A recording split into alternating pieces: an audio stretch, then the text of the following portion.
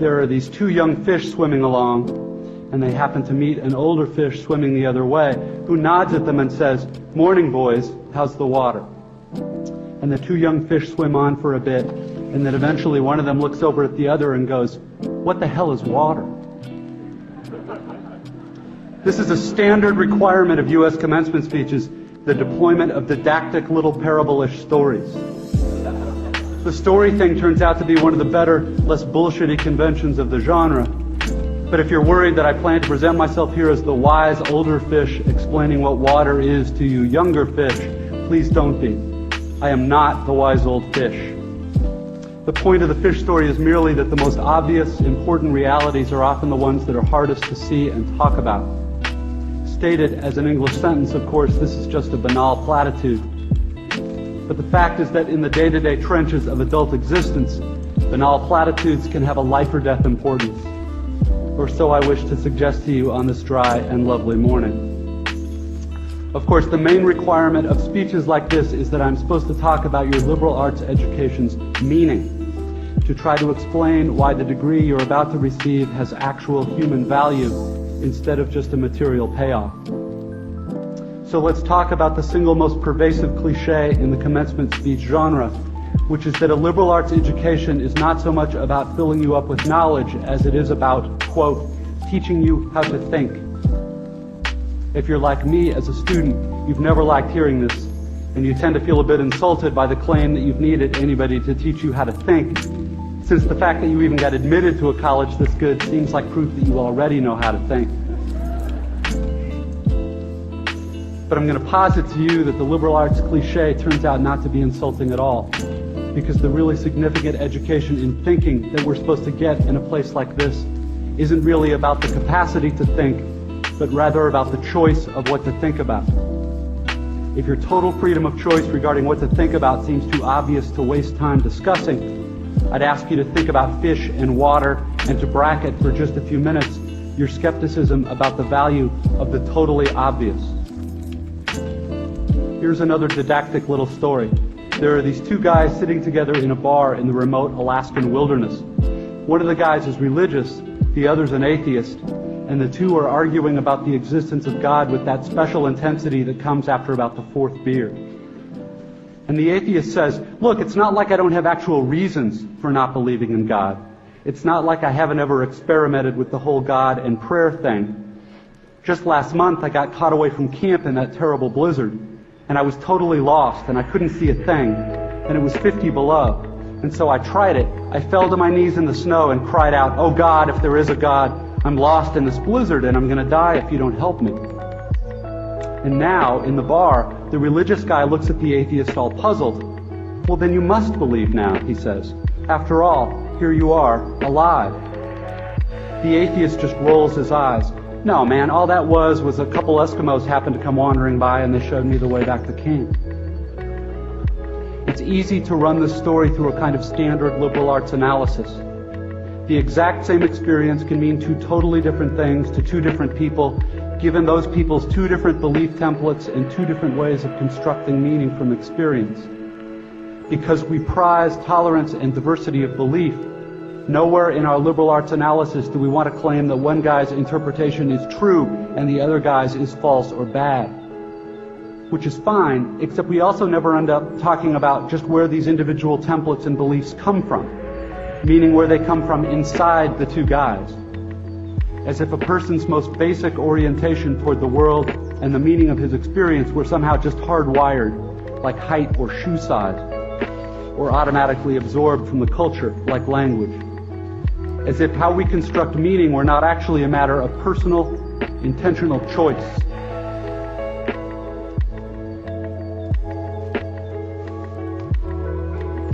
Plus there's the matter of arrogance.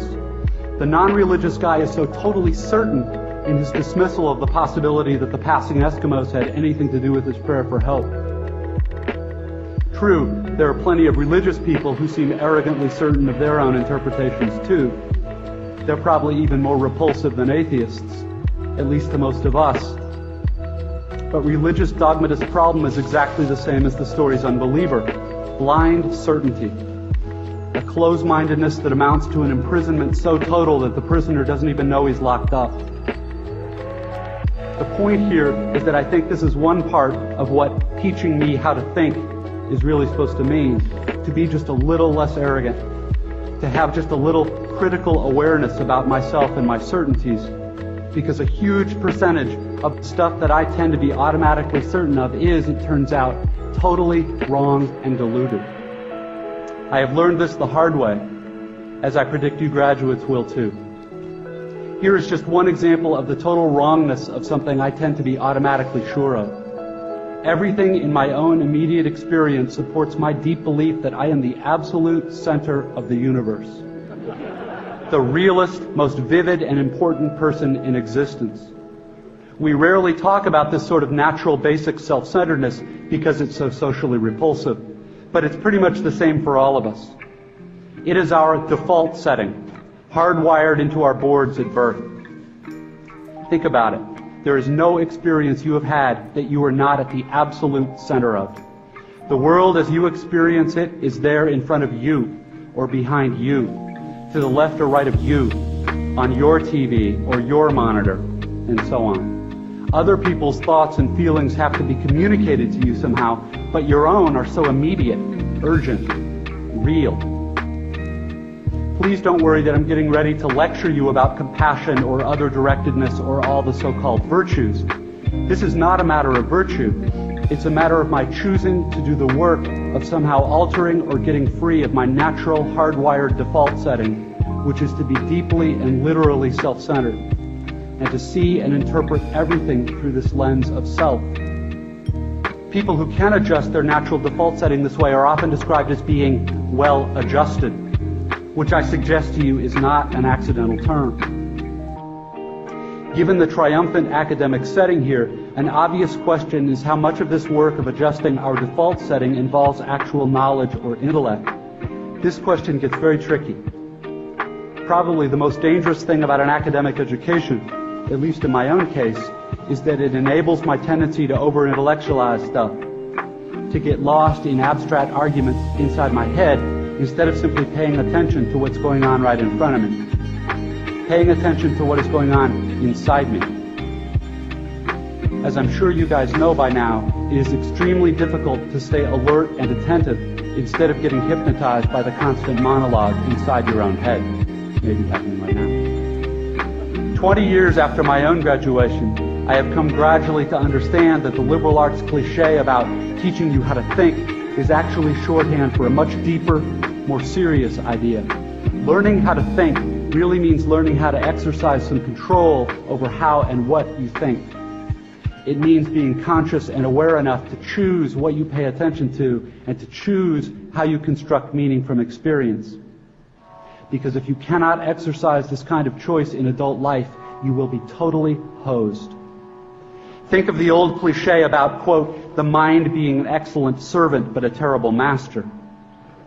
This, like many cliches, so lame and unexciting on the surface, actually expresses a great and terrible truth. It is not the least bit coincidental that adults who commit suicide with firearms almost always shoot themselves in the head. They shoot the terrible master. And the truth is that most of these suicides are actually dead long before they pull the trigger. And I submit that this is what the real, no bullshit value of your liberal arts education is supposed to be about. How to keep from going through your comfortable, prosperous, respectable adult life dead, unconscious, a slave to your head and to your natural default setting of being uniquely, completely, imperially alone, day in and day out. That may sound like hyperbole or abstract nonsense. Let's get concrete. The plain fact is that you graduating seniors do not yet have any clue what day in, day out really means. There happen to be whole, large parts of adult American life that nobody talks about in commencement speeches. One such part involves boredom, routine, and petty frustration. The parents and older folks here will know all too well what I'm talking about. By way of example, let's say it's an average adult day and you get up in the morning, go to your challenging white-collar college graduate job, and and you work hard for 8 or 10 hours, and at the end of the day you're tired and somewhat stressed, and all you want is to go home and have a good supper and maybe unwind for an hour and then hit the sack early, because of course you have to get up the next day and do it all again. But then you remember there's no food at home. You haven't had time to shop this week because of your challenging job. And so now, after work, you have to get in your car and drive to the supermarket. It's the end of a workday, and the traffic is apt to be very bad. So getting to the store takes way longer than it should. And when you finally get there, the supermarket is very crowded, because of course it's the time of day when all the other people with jobs also try to squeeze in some grocery shopping. And the store is hideously fluorescently lit and infused with soul-killing muzak or corporate pop. And it's pretty much the last place you want to be. But you can't just get in and quickly out. You have to wander all over the huge, overlit store's confusing aisles to find the stuff you want. And you have to maneuver your junky cart through all these other tired, hurried people with carts, etc., cutting stuff out because it's a long ceremony. And eventually, you get all your supper supplies, except now it turns out there aren't enough checkout lanes open, even though it's the end of the day rush. So the checkout line is incredibly long, which is stupid and infuriating. But you can't take your frustration out on the frantic lady working the register, who is overworked at a job whose daily tedium and meaninglessness surpasses the imagination of any of us here at a prestigious college. But anyway, you finally get to the checkout line's front, and you pay for your food and get told to have a nice day in a voice that is the absolute voice of death. And then you have to take your creepy, flimsy plastic bags of groceries in your cart with the one crazy wheel that pulls maddeningly to the left, all the way out through the crowded, bumpy, littery parking lot. And then you have to drive all the way home through slow, heavy, SUV-intensive rush hour traffic, etc., etc. Everyone here has done this, of course, but it hasn't yet been part of you graduates' actual life routine, day after week, after month, after year.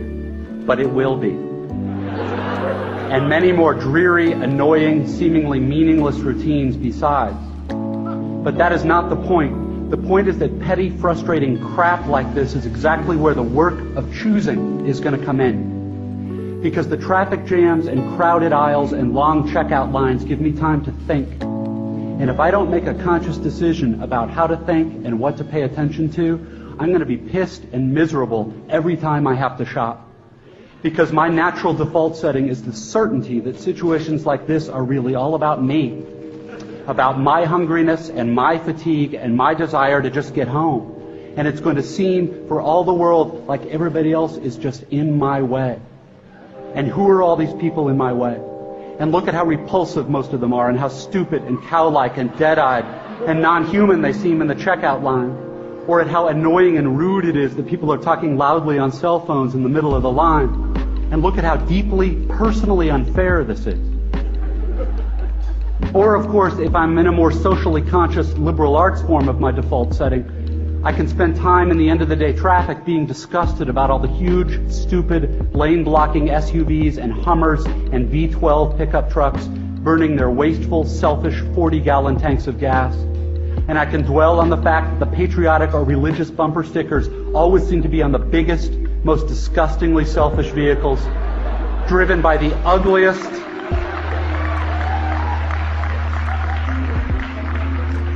this is an example of how not to think.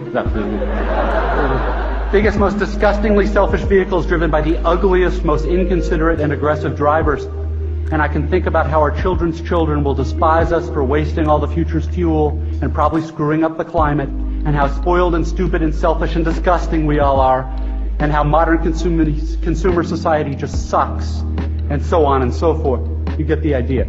If I choose to think this way in the store and on the freeway, fine. Lots of us do. Except thinking this way tends to be so easy and automatic that it doesn't have to be a choice. It is my natural default setting. It's the automatic way that I experience the boring, frustrating, crowded parts of adult life when I'm operating on the automatic, unconscious belief that I am the center of the world and that my immediate needs and feelings are what should determine the world's priorities. The thing is that, of course, there are totally different ways to think about these kinds of situations. In this traffic, all these vehicles stuck and idling in my way, It's not impossible that some of these people in SUVs have been in horrible auto accidents in the past and now find driving so terrifying that their therapist has all but ordered them to get a huge, heavy SUV so they can feel safe enough to drive. Or that the Hummer that just cut me off is maybe being driven by a father whose little child is hurt or sick in the seat next to him, and he's trying to get this kid to the hospital, and he's in a way bigger, more legitimate hurry than I am. It is actually I who am in his way. Or I can choose to force myself to consider the likelihood that everyone else in the supermarket's checkout line is just as bored and frustrated as I am, and that some of these people probably have much harder, more tedious or painful lives than I do. Again, please don't think I'm giving you moral advice, or that I'm saying you're supposed to think this way, or that anyone expects you to just automatically do it, because it's hard. It takes will and effort, and if you are like me, some days you won't be able to do it, or you just flat out won't want to. But most days, if you're aware enough to give yourself a choice, you can choose to look differently at this fat, dead-eyed, over-made-up lady who just screamed at her kid in the checkout line. Maybe she's not usually like this. Maybe she's been up 3 straight nights holding the hand of her husband who's dying of bone cancer. Or maybe this very lady is the low-wage clerk at the motor vehicles department who just yesterday helped your spouse resolve a horrific, infuriating red tape problem through some small act of bureaucratic kindness. Of course, none of this is likely, but it's also not impossible. It just depends what you want to consider. If you're automatically sure that you know what reality is and who and what is really important, if you want to operate on your default setting, then you, like me, probably won't consider possibilities that aren't annoying and miserable.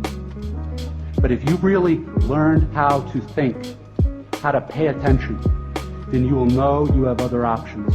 It will actually be within your power to experience a crowded, hot, slow, consumer hell type situation as not only meaningful, but sacred, on fire with the same force that lit the stars. Love, fellowship, the mystical oneness of all things deep down. Not that that mystical stuff's necessarily true. The only thing that's capital T true is that you get to decide how you're going to try to see it. This, I submit, is the freedom of real education, of learning how to be well-adjusted. You get to consciously decide what has meaning and what doesn't. You get to decide what to worship. Because here's something else that's weird but true. In the day-to-day trenches of adult life, there is actually no such thing as atheism. There is no such thing as not worshiping. Everybody worships. The only choice we get is what to worship. And a compelling reason for maybe choosing some sort of God or spiritual type thing to worship, be it JC or Allah, be it Yahweh or the Wiccan Mother Goddess or the Four Noble Truths or some inviolable set of ethical principles, is that pretty much anything else you worship will eat you alive. If you worship money and things, if they are where you tap real meaning in life, then you will never have enough. Never feel you have enough. It's the truth. Worship your own body and beauty and sexual allure, and you will always feel ugly. And when time and age start showing, you will die a million deaths before they finally plant you. On one level, we all know this stuff already. It's been codified as myths, proverbs, cliches, epigrams, parables, the skeleton of every great story.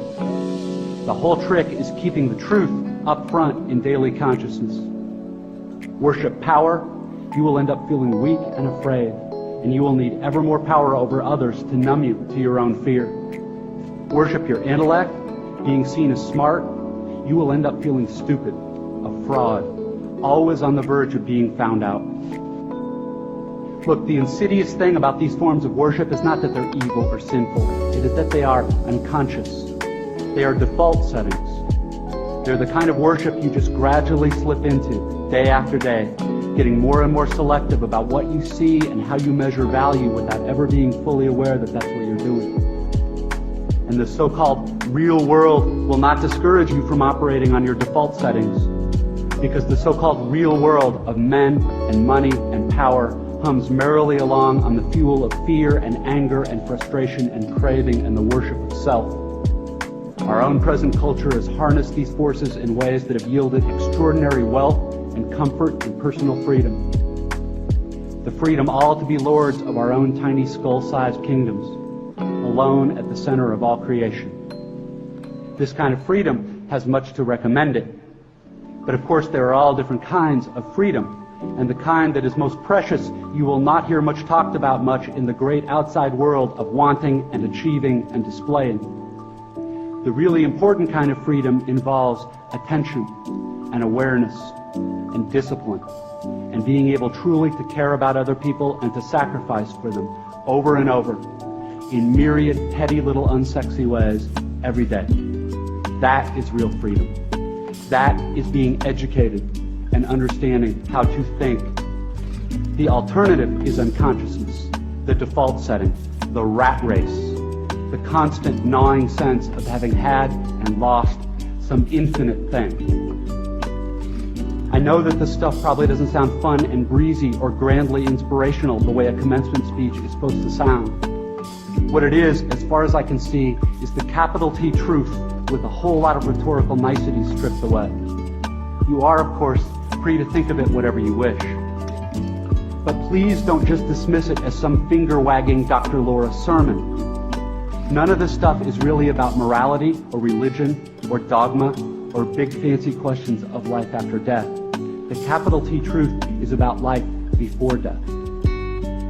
It is about the real value of a real education, which has almost nothing to do with knowledge and everything to do with simple awareness. Awareness of what is so real and essential, so hidden in plain sight all around us all the time, that we have to keep reminding ourselves over and over, this is water. This is water. It is unimaginably hard to do this, to stay conscious and alive in the adult world day in and day out.